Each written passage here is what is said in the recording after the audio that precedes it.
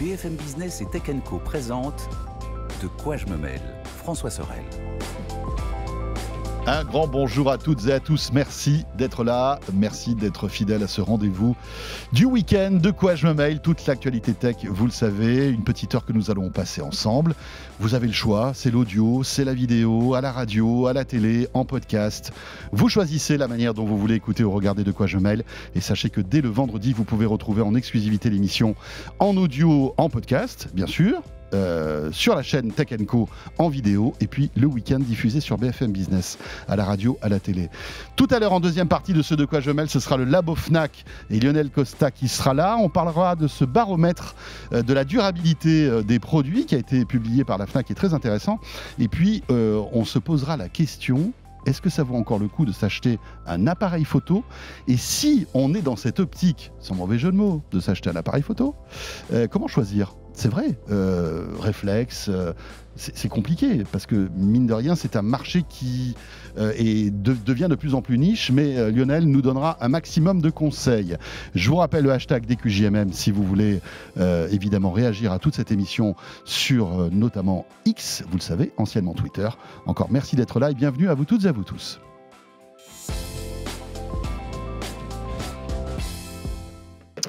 Le club de la presse IT pour commencer, bien évidemment. On ne déroge pas à la règle.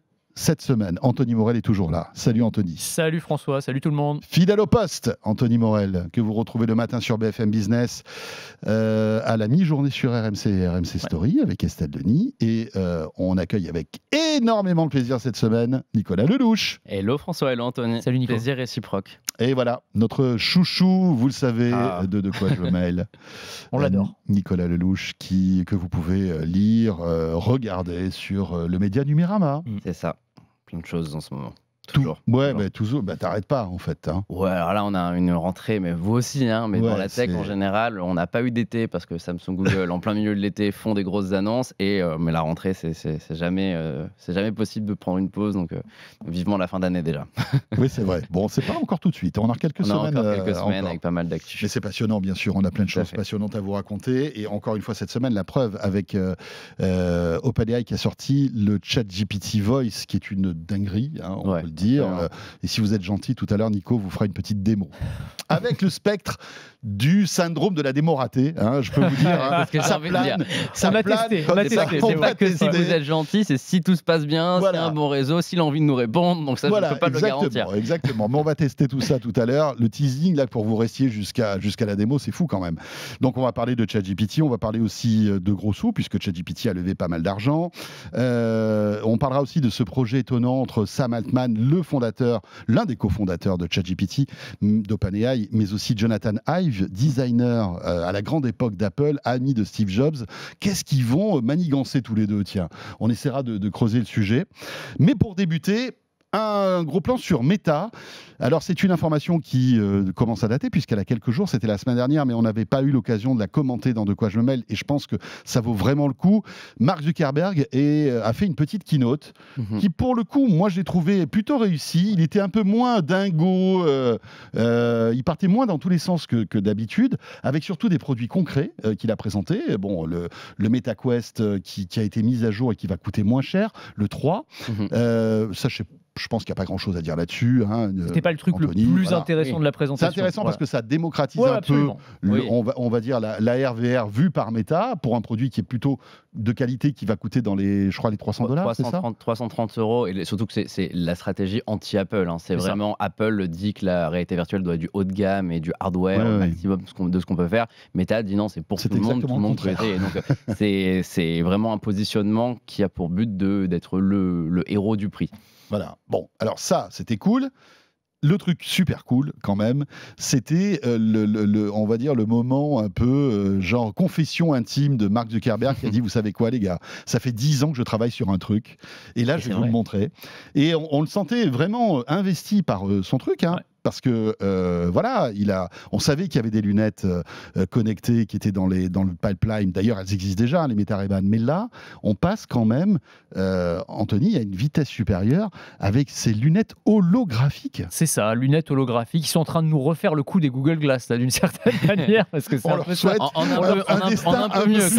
C'est ce que j'allais dire. On leur souhaite clairement que ça fonctionne un petit peu mieux que les Google Glass, mais peut-être les Google Glass étaient trop en avance sur leur temps, parce que la technologie était quand même intéressante, mais c'est vrai que ça ressemblait pas vraiment à des lunettes. C'était encore un petit peu clunky, c'était pas très très fluide en termes d'ergonomie. Et là, pour le coup, c'est vrai qu'il y a eu un vrai effet waouh dans cette présentation de Zuckerberg avec ces lunettes, alors baptisées Orion, que je vais décrire pour ceux qui nous écoutent. Ça ressemble à des lunettes en fait, ce qui est pas mal, parce que pour des lunettes connectées, c'est la première fois qu'on a des lunettes. C'est une information importante. Eh ben oui, parce que pour la première fois, on a un truc qu'on pourrait potentiellement porter dans la rue sans avoir l'air trop ridicule. Alors elles sont un peu plus grosses, un peu plus épaisses que des lunettes traditionnelles. Ça fait un peu lunettes de pubard, là, tu sais, avec les grosses montures et tout. Mais en même temps, c'est la mode. Hein. En plus, voilà. Plus de lunettes. C'est un peu la mode, donc il n'y a pas de souci. Et en fait, ces lunettes, elles vont projeter en réalité augmentée dans mon champ de vision un certain nombre d'informations numériques. C'est pour ça que je faisais référence au Google Glass, évidemment. Alors, c'est vrai que les démos qui ont été réalisées, faudra tester en vrai, parce que l'effet démo, c'est vrai que sur scène, ça fonctionne très très bien, c'était parfait. Donc tu peux envoyer, je sais pas, tu peux avoir les messages qui s'affichent dans ton champ de vision, tu peux faire du multi-écran. Si tu téléphones à quelqu'un, tu vas avoir son hologramme, mais tu as l'impression de pouvoir le toucher en fait quand il est face à toi. Un petit peu comme ce qu'on a dans le Vision Pro finalement. C'est exactement ça. C'est vraiment le même principe. Vision Pro sans casque dans des lunettes. Et donc du coup, c'est vrai que le résultat est dingue parce que tu te dis effectivement, si on peut avoir la technologie qui avait été présentée par Apple, mais avec le côté beaucoup plus portable et le fait de pouvoir se balader dans la rue avec, c'est quand même assez extraordinaire. Et puis en plus, alors là on parlait de la brique réalité augmentée, mais il y a aussi une brique intelligence artificielle à l'intérieur, un peu comme dans les lunettes, les Meta Ray-Ban, vous savez. Donc en gros, elles peuvent analyser ce qui se trouve autour de vous, votre environnement. Donc les démos, c'était tu es en train de manger, tu vas avoir la composition nutritionnelle de ton repas qui s'affiche dans le champ de vision. Enfin, on peut imaginer énormément de cas d'usage. C'est ça qui est intéressant en fait. C'est une sorte de bac à sable en fait, ces lunettes-là. On s'est beaucoup moqué de Mark Zuckerberg. Nous les premiers, hein, bien sûr. Et il a longtemps mérité les moqueries sur certains aspects, bien sûr. Est-ce qu'il ne regagne pas un peu quand même notre respect avec ce produit? Sincèrement. Ce qui est intéressant sur cette conférence, déjà le format était très cool, les démos en direct ont très bien réussi et franchement c'était très très bien organisé. Ce qui est assez fort, c'est qu'on voit il y a quelques années quand il y a eu Cambridge Analytica, tous les scandales autour de Meta, il y avait vraiment cette rumeur comme quoi Mark Zuckerberg tiendrait peut-être pas l'année, qu'il allait finir par se faire dégager par son conseil d'administration. Et en fait aujourd'hui on a une entreprise qui est vraiment Zuckerberg-centrique. Et on voit bien que c'est lui le cœur du projet et qu'on n'est plus sur Facebook en tant que produit, mais on est autour du délire de Mark Zuckerberg et de sa vision du monde. Et il y a de moins en moins d'entreprises dans la Silicon Valley qui ont leur fondateur dirigeant et à l'origine des idées. Donc ça, c'est intéressant. Il y a Elon Musk, en fait. Il y a encore Elon Musk, mais Elon Musk fait tellement de choses, il s'est tellement élargi que Mark Zuckerberg est quand même concentré sur un seul projet. Et il faut reconnaître que depuis 1 ou 2 ans, l'exercice d'image qui est fait sur Mark Zuckerberg pour le rendre plus cool, rien qu'au niveau des vêtements. Enfin, c'est bête ce que je veux dire. Moi, je trouve qu'il est devenu super beau gosse. Alors, avec ses petits cheveux frisés. Avec des cheveux frisés, il débarque plus large, avec son nom dessus. Il fait du MMA en plus, ou du jiu-jitsu brésilien. Il fait des combats, il fait du surf en costume cravate. Enfin, il est devenu cool en fait, Mark Zuckerberg. Et ça, c'est assez fort. Et c'est vrai c'était il y a 8 ans, il disait il y a 10 ans, bon, ils ont un peu arrondi, il y a 8 ans précisément que Mark Zuckerberg avait dit sur scène que d'ici une dizaine d'années, le téléphone sera remplacé par des lunettes.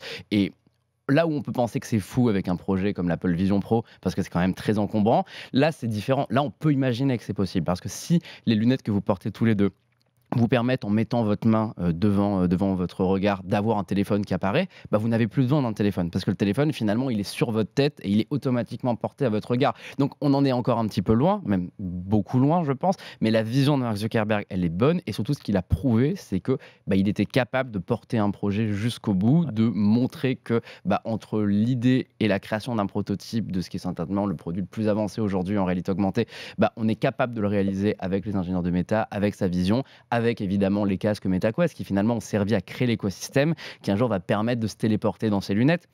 Donc la vision de Mark Zuckerberg, elle est bonne, il gagne vraiment en crédibilité, avec quand même une grosse interrogation. C'est sympa de présenter un prototype, mais je suis certain que si Apple ou Google ou Samsung nous présentaient le meilleur prototype de lunettes aujourd'hui, ils n'en seraient pas tellement loin. Et la question, c'est combien de temps il faut pour que ce produit puisse être commercialisé et à un prix qui ne coûte pas $10 000. Parce que ça, c'est minimum $10 000 par fabrication. Ouais, parce qu'il faut préciser que c'est pas des lunettes qui vont sortir hein, pour l'instant. Il y a quelques modèles, c'est un prototype, il y a des développeurs qui vont pouvoir tester, mais pour l'instant. Mais il a dit quand même un truc.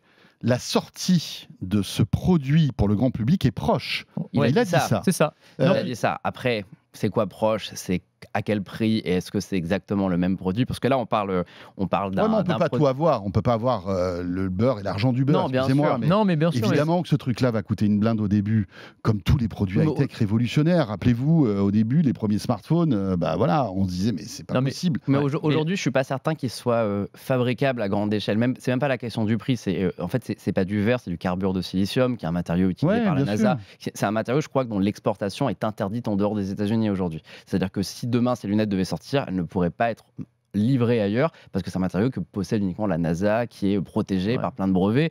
C'est du magnésium sur les branches, ça va coûter cher. Enfin, en fait, il y a plein d'enjeux techniques qui font qu'on n'est pas vraiment certain que ça puisse sortir sous cette forme. On a oublié aussi un aspect, c'est pas que des lunettes, il y a aussi un bracelet qui fait de l'analyse neurale. Oui, et puis aussi un petit galet aussi. Un petit galet. Ouais, ce qui est un peu pénible là, pour le coup, parce que ça rajoute quand même de la complexité. Et c'est vrai que, non mais, moi la question que je me posais quand même, c'est effectivement, il y a eu cet effet waouh. Et certains ont parlé même d'un iPhone moment avec ces lunettes. Et c'est ce qui est un mot un peu fort parce que c'est vraiment, tu vois. Mais je trouve que c'est très vrai. Moi, je suis pas tout à fait d'accord parce que je me demande en fait dans quelle mesure, même si nous on est très technophile, on est à fond dans ce truc-là et tout, et on trouve ça génial. Et la démo, moi j'ai trouvé ça bluffant. Et le premier truc que je me suis dit, c'est waouh, j'ai tellement hâte de les tester. Mais je me demande si un public mainstream serait prêt en fait à utiliser ce genre d'outils. À chaque fois que j'en ai parlé avec des gens qui sont pas forcément dans le monde de la tech, par exemple, j'ai fait une chronique sur RMC, donc avec les autres chroniqueurs qui étaient en plateau, etc. Et tous, la première réaction, c'était mais attends, mais moi je veux pas avoir toutes ces informations-là dans mon champ de vision. Mais attends, mais comment tu fais? Ça va être pénible dans la journée d'avoir tes messages qui s'affichent, tes trucs et tout. Il y a des trucs auxquels on pense pas forcément. Nous, on trouve ça absolument formidable. Mais en fait, avant que tu aies une adoption massive, sans même parler du fait qu'il faut le construire, que ça se démocratise au niveau du prix. Mais est-ce qu'il y a une acceptabilité sociale pour ce genre d'appareil aujourd'hui? J'en suis pas certain. Peut-être d'ici quelques années, mais je suis pas sûr qu'aujourd'hui on y soit. Après, il est difficile de donner son avis sur un produit qu'on n'a pas testé. Oui, bien sûr, bien sûr. Je veux dire, là, on ne sait pas ce que ça va donner. Effectivement, peut-être que ça va être très intrusif, toutes ces notifications, etc. Mais je pense que tu peux régler en fait les notifications et la fréquence des notifications. Et peut-être qu'en le testant, tu vas complètement changer d'avis, parce que c'est le type de produit qui peut te faire complètement changer d'avis. Donc, moi, je pense, quand on voit un peu ce qui se trame et qu'on arrive à un plafond de verre dans le domaine du smartphone, c'est vrai qu'aujourd'hui, on peut parler de l'iPhone 16, on en parlera d'ailleurs la semaine prochaine avec Anthony et JB de The Collection qui sera là. On est au bout du rouleau, quoi. On est vraiment à un plafond de verre où on se dit... Sur le matériel, oui. Sur le matériel est terminé. Et je pense qu'il faut peut-être songer à l'avenir. Et l'une des clés de cet avenir, c'est peut-être les lunettes connectées. Bien sûr. Surtout avec la vision est clairement peut-être pas le tout de nouveau suite, projet. peut-être dans 5 ans, dans 10 ans, mais moi je trouve que c'est quand même assez fort de la part de Mark Zuckerberg, de tenir le choc, parce que c'est vrai qu'il s'en est pris plein la gueule, le gars. Bien sûr, il investit toujours ces dizaines de milliards par an pour ce truc-là, et concrètement, on commence à avoir peut-être les premiers effets en fait de ces investissements. Je pense et peut-être qu'il est en train de créer le futur. Sincèrement, je suis d'accord. Peut-être pas. Je peux paraître critique quand je dis que voilà, il faut pas comparer ça à l'iPhone parce que c'est qu'un prototype, qu'on sait pas quand est-ce qu'on va réussir à le commercialiser. Par contre, en termes de vision, je pense vraiment que Mark Zuckerberg et Meta sont les deux grosses stars du moment dans la Silicon Valley. Et c'est vraiment les entreprises qui sont en train d'avancer le plus vite. C'est eux finalement qui ont eu raison avant tout le monde sur la réalité virtuelle et la réalité mixte. Et Apple l'a confirmé, même si voilà, les produits ont encore énormément de marge de progression et ne sont pas encore des hits planétaires. Enfin, Meta est dans tous les bons coups. Meta est vraiment partout. Et quand on compare ce qu'on est capable de faire avec ce produit et ce qu'on est capable de faire avec toutes les autres lunettes de réalité augmentée qui existent déjà, c'est vraiment le jour et la nuit. Le champ de vision, c'est 70 degrés, c'est quasiment équivalent aux Vision Pro, alors qu'il n'y a pas d'écran devant les yeux. C'est vraiment une projection d'hologramme. Donc là-dessus, c'est bluffant. Et il peut aussi, je parlais du bracelet, ça, c'est l'autre prouesse. Il peut analyser le réseau des nerfs. Donc, du coup, il peut deviner, il pourra potentiellement, d'ici quelques années, anticiper ce que vous voulez à partir de votre comportement cérébral. Aujourd'hui, ça va surtout permettre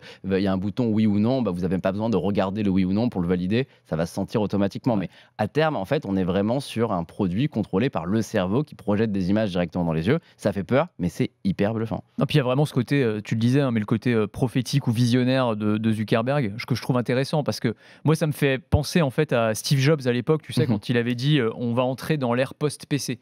Et en fait, à l'époque, ça semblait un peu surnaturel pour tout le monde parce qu'on n'était pas habitué au smartphone. Donc, ère post-PC, qu'est-ce que ça veut dire? Évidemment, il avait raison. On est clairement entré dans une ère post-PC. Et là, ce qu'essaye de nous vendre Zuckerberg, c'est pas le seul, mais c'est de dire on va entrer dans l'ère post-smartphone.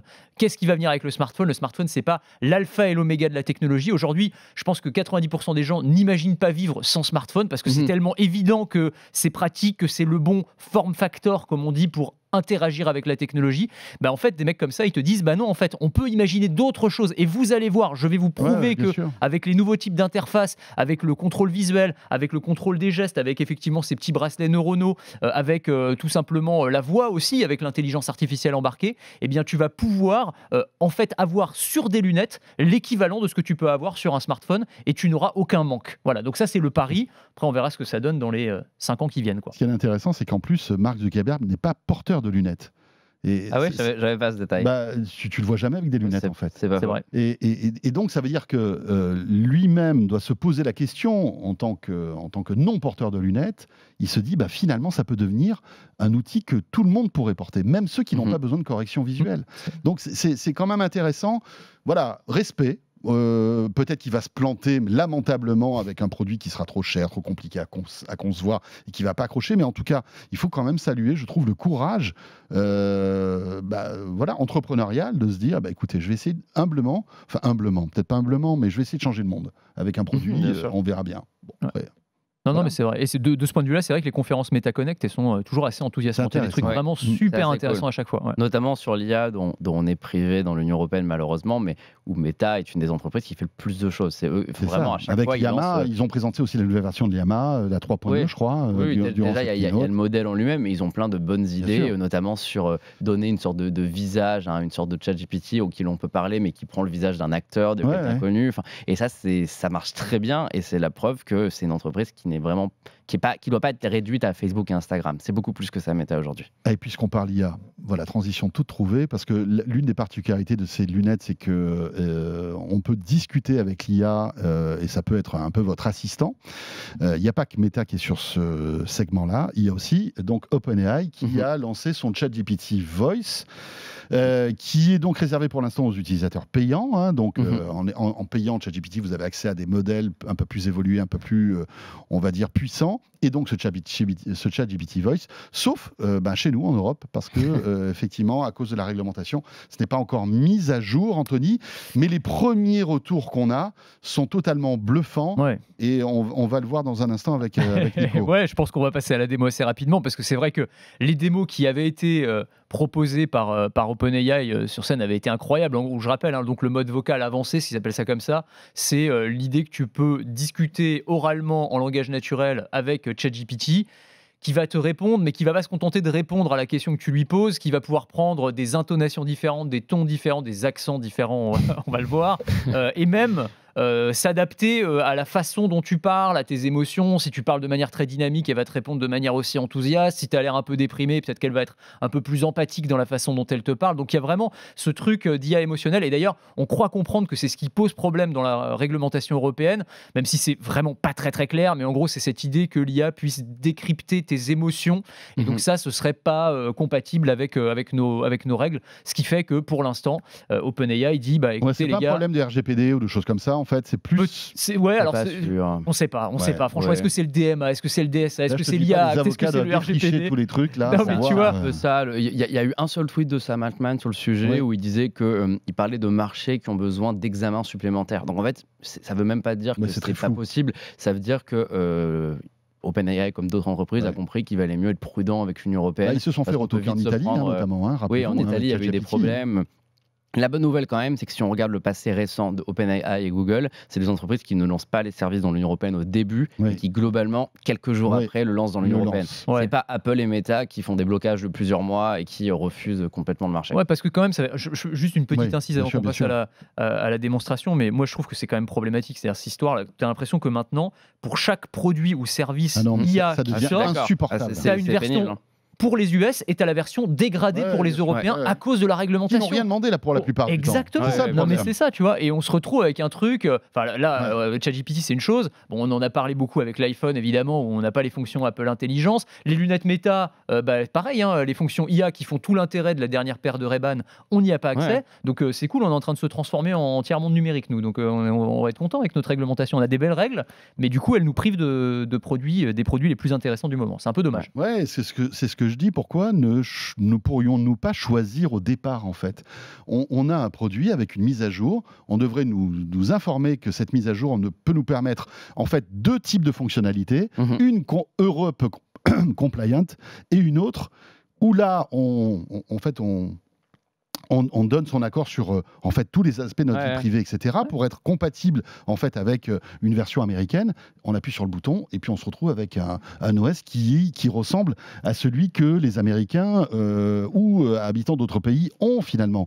C'est dingue parce que finalement on se rend compte que cette réglementation européenne, elle est hyper intelligente. Bien sûr. Elle décide à notre place sur pas mal de choses. D'un côté, il ne faut pas négliger qu'elle a fait énormément de bien. Il y a beaucoup de choses qui ont pu évoluer ces dernières années, en partie grâce à l'Union européenne, et c'est après, et le problème, c'est qu'à vouloir trop faire, et surtout, moi, ce qui me dérange dans ce genre de régulation, c'est que c'est souvent des personnes qui ne comprennent pas vraiment la tech et qui vont prendre des décisions qui ont un impact mondial sans comprendre pourquoi les choses sont faites. Et c'est hyper facile, finalement, de convaincre un député européen de voter contre Apple et Google qui voudraient nous espionner. Oui, bien sûr, et puis en plus, c'est à la mode. De savoir comment ça fonctionne. C'est à la mode, c'est bien vu politiquement. Franchement, c'est assez dommage. On mélange ça avec une petite dose de souveraineté, on perd tout le monde. On tape sur les big tech, c'est assez facile, personne n'est contre. Donc, si on prend par exemple l'exemple Apple Pay avec le paiement, etc. sur iPhone, le fait que l'Union européenne ait cassé cette exclusivité-là et force Apple à ouvrir la puce, fait qu'on va potentiellement avoir un marché qui va favoriser les banques qui vont pouvoir faire leurs propres services pour gagner encore plus d'argent et qui va complètement désavantager les utilisateurs. Et c'est la preuve que ces lois-là, finalement, parfois sont profitables aux utilisateurs, mais très souvent sont surtout profitables aux entreprises et aux grandes entreprises. Mais ce qui est marrant, enfin ce qui est assez dingue, c'est qu'en fait, c'est les big tech qui s'auto-censurent en fait d'une certaine manière, parce que pour l'instant, l'Union européenne leur a pas dit ça c'est interdit, parce que les règles sont globalement assez floues, enfin c'est des sortes de cadres juridiques, mais en fait, est-ce que tu as le droit de faire ça ou pas le droit, c'est pas vraiment très clair quand tu lis les règles, et donc en fait, préventivement, toutes ces entreprises se disent attendez, moi j'ai pas envie de me taper 10% de mon chiffre d'affaires en amende, donc on va pas prendre de risques. Les gars, les Européens, vous êtes bien gentils, vous allez vous débrouiller avec votre régulateur, nous on va servir nos produits aux Américains. Ce qui permet aussi de faire pression indirectement. Sans négliger l'aspect bras de fer, les entreprises n'ont pas que peur pour leur chiffre d'affaires. Ça les arrange de donner l'impression que l'Union européenne est très méchante et de remonter les utilisateurs contre l'institution. Évidemment, tout ça c'est un coup de billard à plusieurs bandes, bien sûr. Tout à fait. Alors Nico, évidemment, toi tu bidouilles tout ce qui passe. Tout à fait. Et tu t'es dit comment je peux tester ChatGPT Voice en restant à Paris. Oui, et c'est finalement assez simple. C'est la magie du VPN. Contrairement à Apple et Meta qui sont très restrictifs, là un VPN américain suffit à débrider l'application.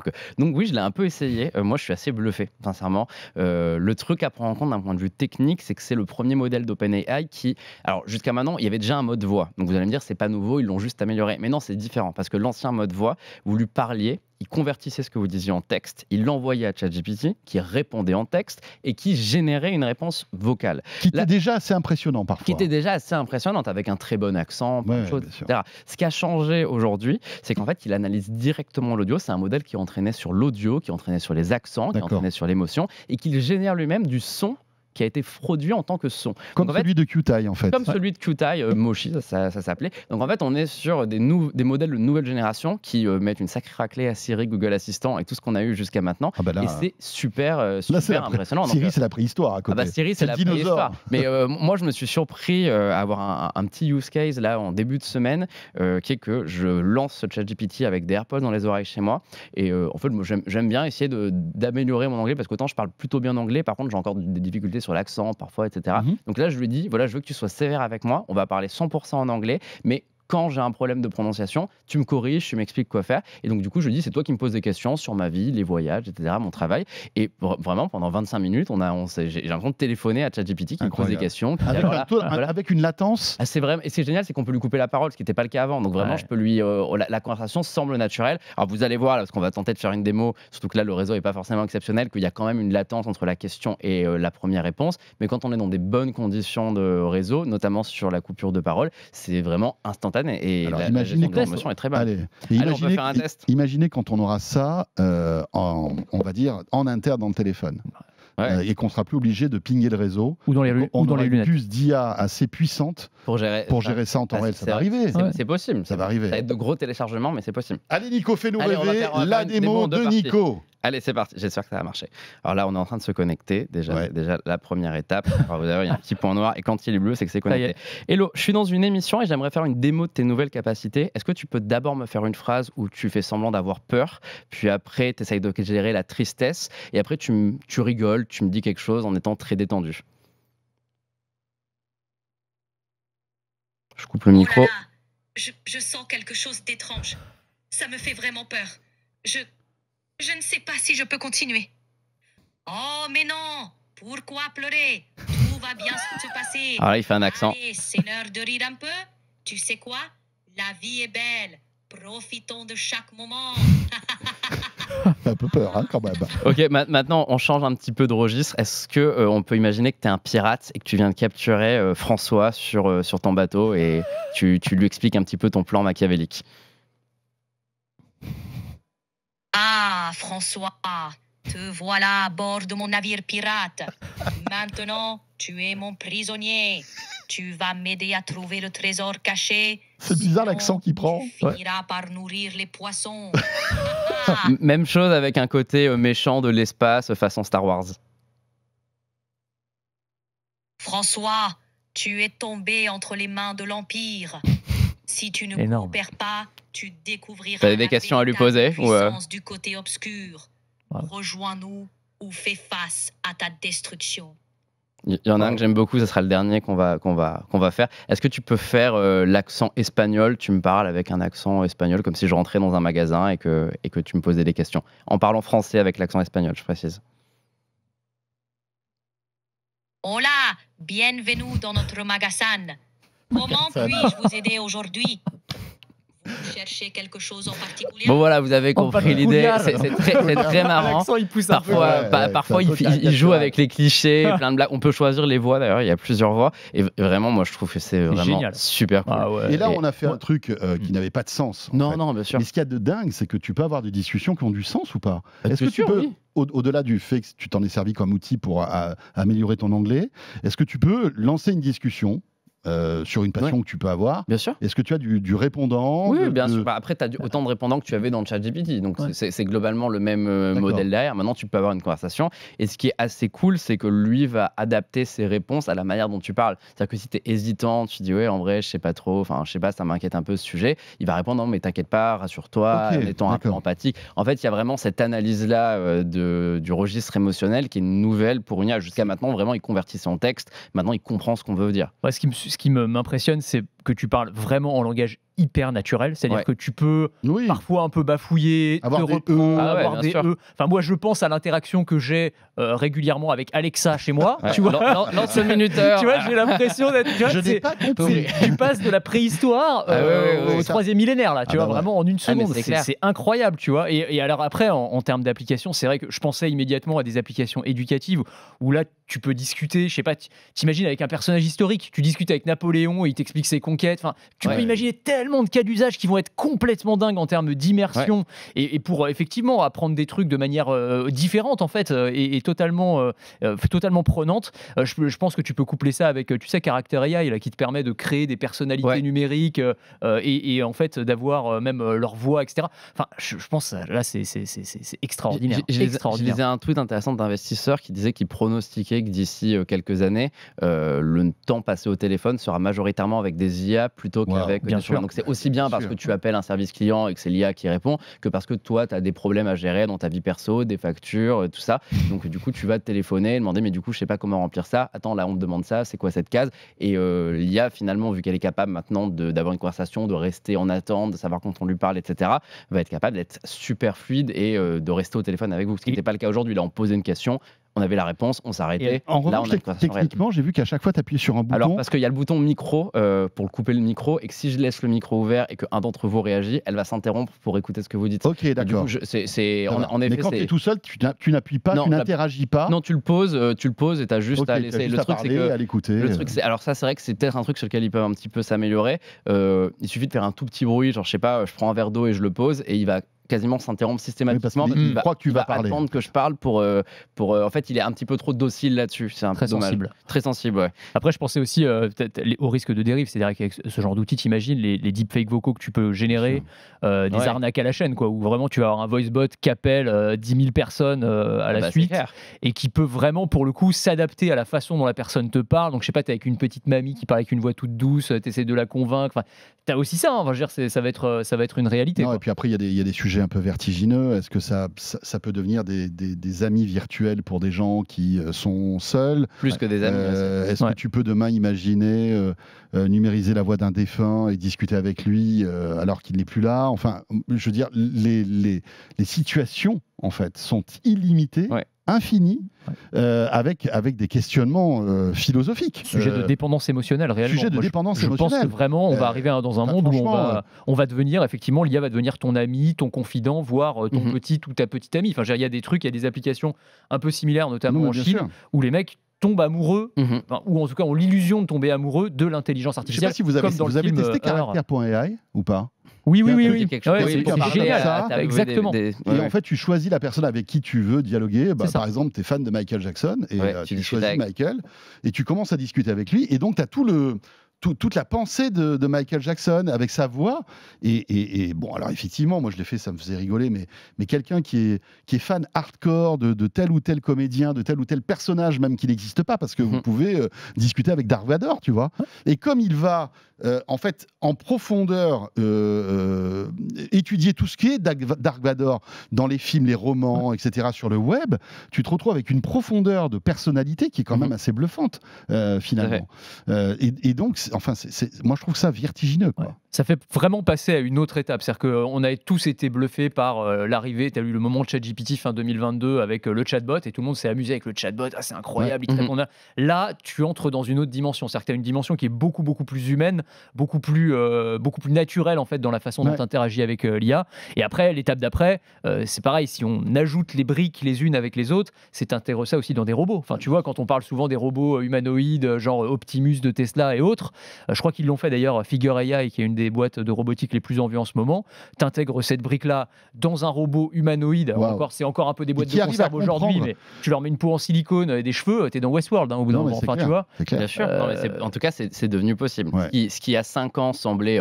Enfin, moi, vraiment, il y a 5 ans, on m'aurait dit un jour, tu aurais un Siri qui répond en temps réel, qui peut analyser tout de suite. J'aurais dit non, mais attendez, Siri, globalement, il a des questions préenregistrées, des réponses, ça s'arrête là. Arrêtez de croire que va y avoir cette révolution-là.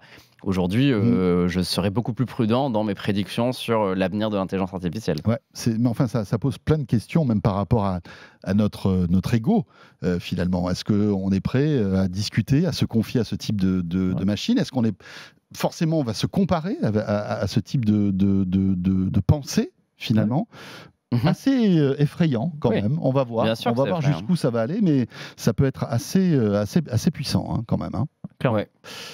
Un mot aussi, tiens, puisqu'on évoque Sam Altman et OpenAI, ça c'est une actu qui est tombée hier, Anthony. En fait, cette machine a énormément besoin d'argent et OpenAI a annoncé une levée de fonds. Une levée de fonds, de méga levée de fonds là. On va parler un tout petit peu business, mais c'est juste pour vous donner 2-3 chiffres. Levée de fonds de 6,5 milliards de dollars. Donc c'est énorme, c'est une des plus grosses levées de fonds de l'histoire, dans le domaine de la tech, pour une valorisation à plus de 150 milliards. Enfin, c'est énorme pour une entreprise qui est si jeune réalité, avec des investisseurs très prestigieux, donc des gros fonds, mais aussi des entreprises comme Nvidia, comme Microsoft. Et en fait, ils avaient tellement de... Apple, c'est étonnant. Non, alors Apple, on murmurait qu'Apple. Apple, il y a renoncé. On ne sait pas pourquoi. Alors je sais pas, peut-être, est-ce que c'est à cause de ça? Je pense pas, mais en tout cas, il y a eu une clause, c'est un truc de fou, c'est-à-dire qu'il y a tellement de gens qui voulaient investir dans OpenAI qui se sont permis l'insolence d'une clause spéciale d'exclusivité. C'est-à-dire qu'ils ont dit, ok, on accepte votre argent, grand seigneur, vraiment, donnez-nous votre argent, on est d'accord, mais par contre, vous n'investissez pas dans d'autres entreprises qui font de l'intelligence artificielle. C'est nous ou eux. Personne fait ça, tu vois. Enfin, c'est te dire la puissance d'OpenAI, mais c'est aussi parce que effectivement, ils ont une hyper croissance. Ils ont donné aussi ce chiffre, hein, ils ont 250 millions d'utilisateurs hebdomadaires aujourd'hui. C'est absolument massif et des gros besoins en cash parce que effectivement, faire tourner des modèles de langage, ça coûte extrêmement cher. Les infrastructures coûtent extrêmement cher. Et puis surtout, ils ont beaucoup de projets dans le pipe qui vont leur coûter beaucoup d'argent dans les mois et dans les années qui viennent. Des nouveaux modèles. On a eu les démos de GPT-o1 qui doit les amener à un moment vers la fameuse super intelligence artificielle, l'intelligence artificielle générale. Et ils ont même des projets, Sam Altman l'a dit, hein, lui, clairement, il veut concurrencer Nvidia. C'est-à-dire qu'ils veulent à un moment faire des semi-conducteurs. Tu vois, vraiment maîtriser la chaîne de bout en bout. Ça va loin, les projets. Hein. Ouais, le truc intéressant là-dessus, c'est que OpenAI, pendant longtemps, s'est vendu comme un laboratoire à but non lucratif qui avait pour but de faire de la recherche et que ils y ont cru, hein, c'était le projet. C'est-à-dire qu'en fait, quand on se rend compte qu'on peut devenir le prochain Apple, d'un coup, on se dit c'est un peu dommage. Est-ce qu'on peut effacer les statuts les statuts vont évoluer. L'année prochaine, OpenAI deviendra une entreprise normale, donc du coup, avec tous les dispositifs de n'importe quelle grosse entreprise. Sam Altman va sûrement posséder un gros pourcentage de la boîte. Donc va devenir multimilliardaire. Félicitations à lui, hein, bon lancement. Mais c'est vrai que l'entreprise s'est changée et on a vu ces derniers mois que avec les dérives que ça peut apporter et aussi, on a surtout vu plein des cofondateurs. Ils étaient une quinzaine de cofondateurs d'OpenAI. Il en reste 3. Et tous partent et en grande partie parce que eux se sont lancés parce qu'ils adoraient la recherche. Ils voulaient bosser sur des projet long terme et c'était cool, tu vois, d'avoir un laboratoire où tu avais le temps de faire les choses. Et là aujourd'hui, OpenAI doit avoir des résultats, doit augmenter son nombre d'abonnements, doit augmenter les prix et ça va faire d'OpenAI une entreprise comme une autre, mais avec un produit que les autres n'ont pas. Je ne sais pas si vous avez vu cette projection du business model de OpenAI avec une augmentation du prix de l'abonnement de ChatGPT Premium. Ça va passer à $40. Enfin, ils ont des projections qui sont incroyables. C'est fou. Pour l'instant, donc c'est un peu comme Uber au début, quoi. Les courses n'étaient pas chères, donc là ils disent que pour $20, les gens goûtent en fait à tout ce que peut proposer OpenAI et ChatGPT. Et une fois que tu seras habitué, et quand tu es accro, allez, la mauvaise nouvelle les gars, c'est qu'on va augmenter, on va doubler le prix. Le non lucratif, ça marche jusqu'à ce qu'on te fasse un chèque à 9,0 à ce moment-là, tu vois, tu te dis on va retrouver un modèle économique. Et puis, d'ailleurs, ta tournure d'esprit change instantanément. Enfin, je les condamne pas du tout, parce que moi on me fera un chèque à 9,0 c'est pareil. Ouais, c'est clair. Et c'est ce qui énerve bien d'ailleurs Elon Musk, qui faisait partie des cofondateurs, qui lui veut absolument empêcher OpenAI de faire ça. Bon, en partie parce qu'il a le seum. Honnête, mais en tout cas, lui met en avant le fait que non, c'était pas le but d'OpenAI, que ça devait pas être une entreprise et que c'est la honte absolue, alors qu'il a lancé sa propre entreprise. C'est clair. C'est autre chose. Bon, voilà, on va terminer là-dessus. Mais en tous les cas, ça bouge dans l'IA et c'est passionnant. Et c'est vrai qu'on prend beaucoup de plaisir, humblement, toutes les semaines, d'échanger avec vous sur tous ces sujets. Merci beaucoup, Nico. Merci à tous les deux, c'était très cool. Voilà, à suivre évidemment sur Numérama, Nicolas Lelouch, et puis merci à toi, Anthony. Merci les amis. Fidèle au poste. Sachez que la semaine prochaine, on se retrouvera avec Anthony et JB de The E-Collection pour revenir sur les iPhones que tu connais bien, puisque tu étais aussi ici, à Cupertino, à l'Apple Park.